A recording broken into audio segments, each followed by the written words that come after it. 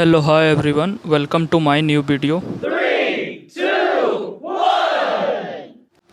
आज का टॉपिक है वर्ग, वर्गमूल, घन, घनमूल।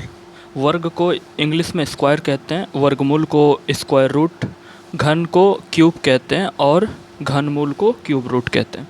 आज के इस टॉपिक में हम आपको वर्ग, वर्गमूल, घन, घनमूल के बारे में बताने वाले हैं, बिल्कुल शॉर्टकट।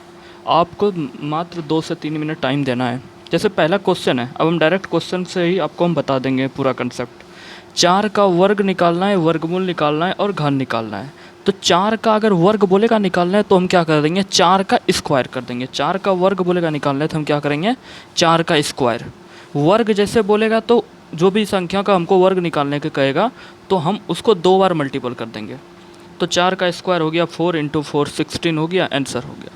जैसे हमको घन कोई बोलेगा कि 4 का घन निकालो, तो घन जैसे बोलेगा तो उसी जिस संख्या का घन निकालने बोलेगा उसको हम 3 बार मल्टीपल करेंगे। यानी जैसे 4 यानी 4 का घन निकालना है तो 4 का क्यू हो गया 4 × 4 × 4 यानी 64 आंसर हो गया। यानी 4 × 4 × 4 यानी 64 इसका आंसर हो गया।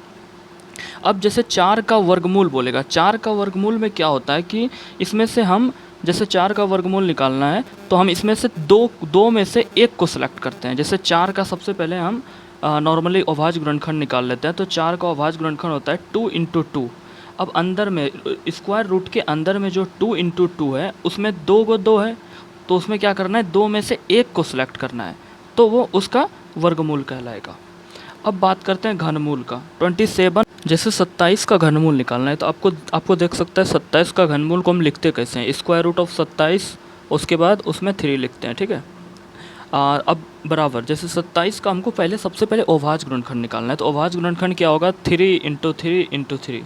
तो इसमें क्या होता है, घनमूल में क्या होता है, 3 में से एक को सिलेक्ट करना है। इसमें लिखा हुआ है नीचे कि 3 में से एक को सिलेक्ट करना है।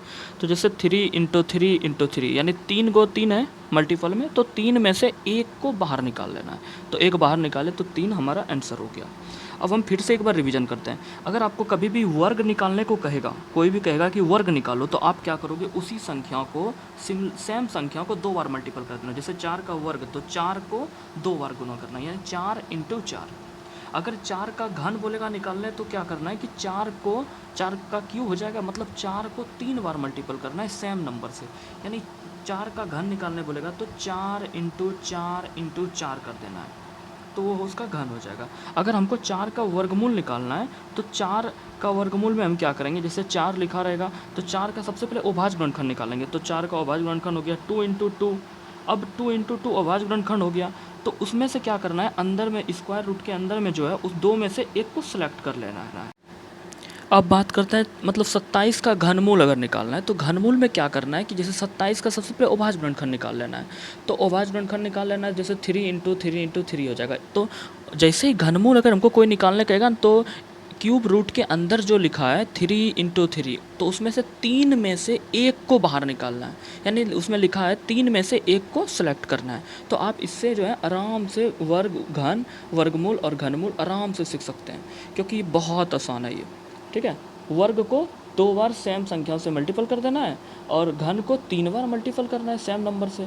वर्गमूल में 2 में से एक को सिलेक्ट कर लेना है अभाज्य गुणनखंड करने के बाद, और घनमूल में अभाज्य गुणनखंड करने के बाद 3 में से एक को सिलेक्ट करना है, ठीक है। तो इससे आपका ये पूरा का पूरा कंसेप्ट क्लियर हो गया।